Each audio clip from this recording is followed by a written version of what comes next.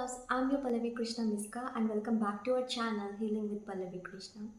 So, when people talk about mental health, the very first question is always what caused this or when did it start? So, today in this video, I'm going to be talking about that part of my story where it all began. So, without wasting time, let's get started. For a very long time, even I thought my mental health struggle started later in the college, but now I know the truth, and that wasn't the real beginning. My mental health didn't break suddenly. It started breaking very early, in my childhood, in silence, in fears, and in places where no one thought a real damage could happen. I was born into a family with three daughters. In the society I grew up in, not having a son meant being judged, looked down upon, and constantly reminded that you are less.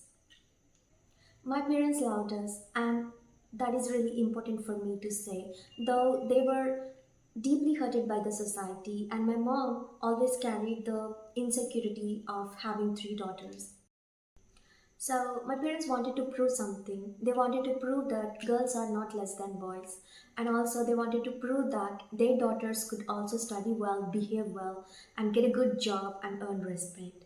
So, they pushed perfection.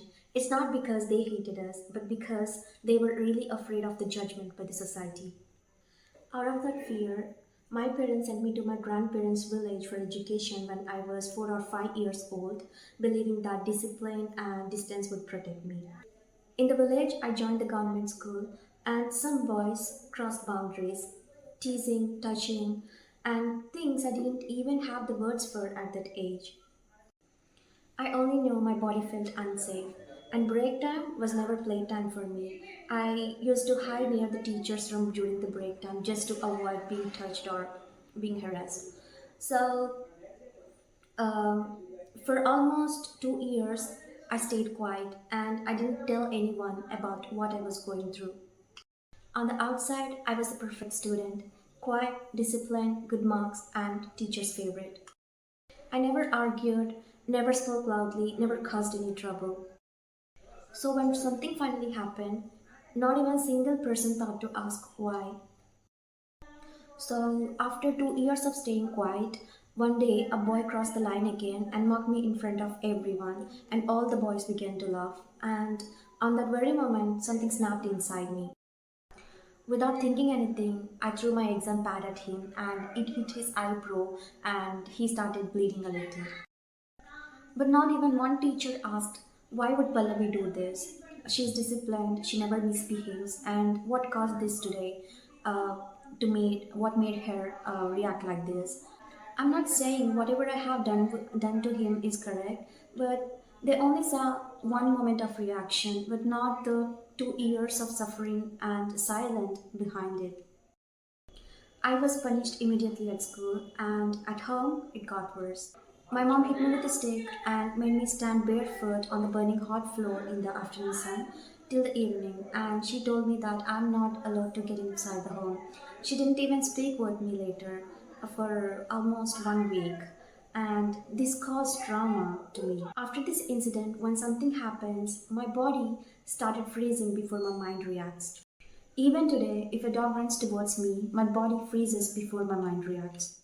And there's another layer to this. So, growing up, my parents were always afraid of what I might say to my neighbors or relatives or anyone. They feared that if I said something wrong, people might judge them and may remind them that they are less for having daughters. Whenever someone from our relatives called, I was asked to talk to them, but only in the way my parents wanted me to talk to them. So, my parents used to say some sentences or words, and I had to repeat the same words or sentences. And that was really stressful for me. Even a single word spoken on my phone could cause trouble, and I would be scolded after the call. Slowly, phone calls stopped feeling normal and started feeling scary. Over the time, this created fear inside me, fear of phone calls, fear of being on phone. So even today, at the age of 26, I keep my phone on silent mode always, and I hesitate to answer the calls. And so many people, I mean, my relatives complain that I don't answer the calls or I don't call them back.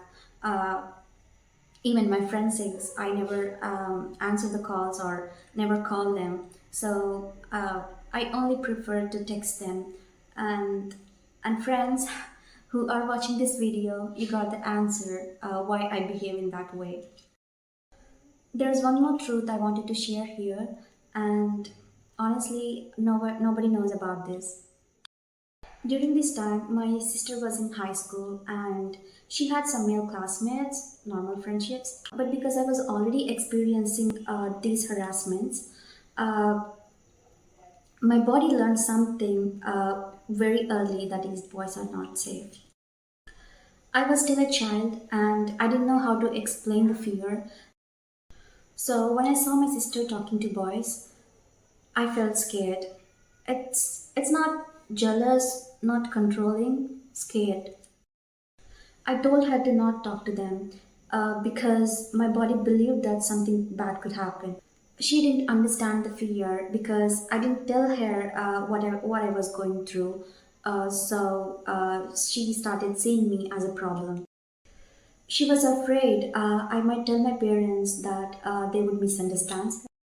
Slowly, distance grew between us, and her friends started treating me as an issue, and I grew up feeling even more alone. This is what trauma does.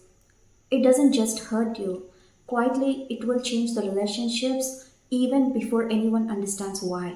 After all this, I begged my parents to send me to a hostel, not because I wanted freedom, but because I wanted safety.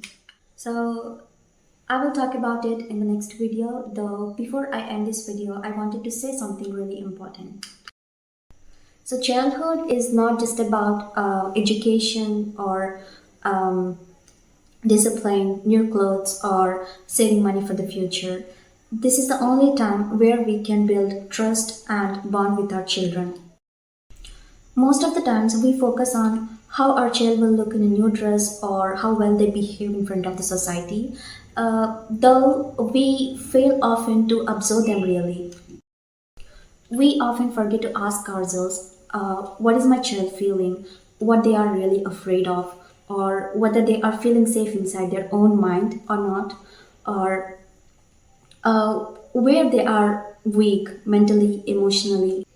We all are busy running after money, security, and future plans. But one day, your child may earn everything you worked for. But the bond you didn't build in the childhood can never be built again after a certain age. Build a bond so strong that even if your child says, "I'm okay," you can feel that they are not okay. Because words always don't tell the truth, but connection does. So, my loves, let's be the safest place for our children. Let's listen to them, believe them, and protect them, so that no child has to grow up carrying fear like this in silence. If you find this video useful, please let me know in the comments.